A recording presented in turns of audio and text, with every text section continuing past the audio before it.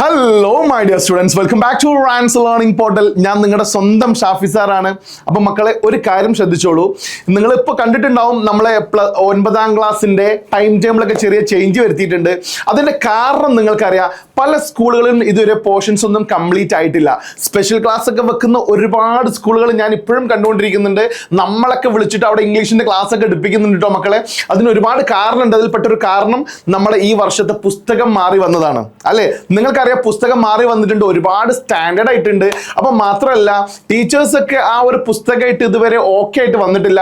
അവർ മര്യാദക്ക് ഒരു റഫറിങ് ഒക്കെ നടത്തിയിട്ട് വേണമല്ലേ ഞങ്ങൾക്ക് വളരെ ഈസി ആയിട്ട് നമുക്ക് പഠിപ്പിച്ചു തരാൻ വേണ്ടിയിട്ട്. അപ്പൊ അവരൊക്കെ ഓക്കെ ആയി വന്നപ്പോൾ തന്നെയല്ലേ ഇനി നമ്മൾ 10ാം ക്ലാസ്സിലേക്ക് കയറാനായി. നിങ്ങൾക്കറിയാം, അടുത്ത വർഷം 10ാം ക്ലാസ്സിലെ പുസ്തകം പോലും മാറുകയാണല്ലേ. അപ്പോൾ 9ാം ക്ലാസ്സിനേക്കാൾ കുറച്ചുകൂടി സ്റ്റാൻഡേർഡ് കൂടിയൊരു പുസ്തകം നിങ്ങൾ 10ൽ പ്രതീക്ഷിക്കണം. അപ്പോൾ 9ാം ക്ലാസ്സിൽ നമ്മൾ മര്യാദക്ക് പഠിച്ചിട്ടില്ലെങ്കിൽ, ഞാൻ 9ാം ക്ലാസ്സിൽ ഒരു ദിവസം ക്ലാസ് എടുക്കാൻ വേണ്ടിയിട്ട് പലതവണ ഡെയിലി പോകുന്നുണ്ട്, ഏറെക്കുറെ എല്ലാ ദിവസവും ഉണ്ട്. അതിൽ 9ാം ക്ലാസ്സിൽ ഇവിടെ അടുത്ത് പോയ സമയത്ത് ഞാൻ ഗ്രാമറിന്റെ 1-2 ക്വസ്റ്റ്യൻസ് കുട്ടികളോട് ചോദിച്ച സമയത്ത് അവർ ചോദിക്കുകയാണ്, എന്താണ് സാറേ സബ്ജക്റ്റ് എന്താണെന്ന് ഞങ്ങൾക്ക് അറിയില്ല. ഞാൻ ഇംഗ്ലീഷ് എടുക്കുന്ന അധ്യാപകനാണ്, നിങ്ങൾക്കറിയാം. അപ്പൊ സബ്ജക്റ്റ് എന്താന്ന് പോലും കുട്ടികൾക്ക് അറിയില്ല. പോട്ടെ, ഓക്സിലറി വെർബ് അറിയോ?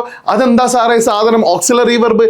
ഇങ്ങനെ പോലും ചോദിക്കുന്ന വിദ്യാർത്ഥികളാണ് ഇപ്പൊ നിലവിൽ 9ാം ക്ലാസ്സിലുള്ളത്. അപ്പൊ ടീച്ചേഴ്സ് ഗ്രാമറിനാണോ ഫോക്കസ് ചെയ്യേണ്ടത്, അല്ലെങ്കിൽ ചാപ്റ്റേഴ്സിനാണോ ഫോക്കസ് ചെയ്യേണ്ടത്, അല്ലെങ്കിൽ അതിൽപ്പെട്ട ഡിസ്കോഴ്സ്, നോട്ടീസ്, ഡയറി, സ്പീച്ച് എന്ന് പറയുന്ന ആ ഏരിയയിലാണോ ഫോക്കസ് ചെയ്യേണ്ടതെന്ന് ടീച്ചേഴ്സിന് പോലും ശരിക്കും എന്ത് ചെയ്യണില്ല, ഒരു ഐഡിയ കിട്ടിയിട്ടില്ല.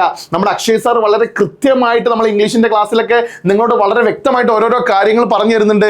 അതിൽ ഒരു ചാപ്റ്ററിൽ നിന്ന് എന്തെല്ലാം ചോദ്യങ്ങളാണ് ചോദിക്കാൻ സാധ്യത ഉള്ളത് എന്നൊക്കെ പറഞ്ഞുകൊണ്ട് വളരെ ഡീറ്റെയിൽ ആയിട്ടുള്ള മനോഹരമായിട്ടുള്ള ഒരു ക്ലാസ് നിങ്ങൾക്ക് കിട്ടിയിട്ടുണ്ടാവും ഞാൻ പ്രതീക്ഷിക്കുകയാണ്. നിങ്ങൾ കണ്ടിട്ടുണ്ടാവും.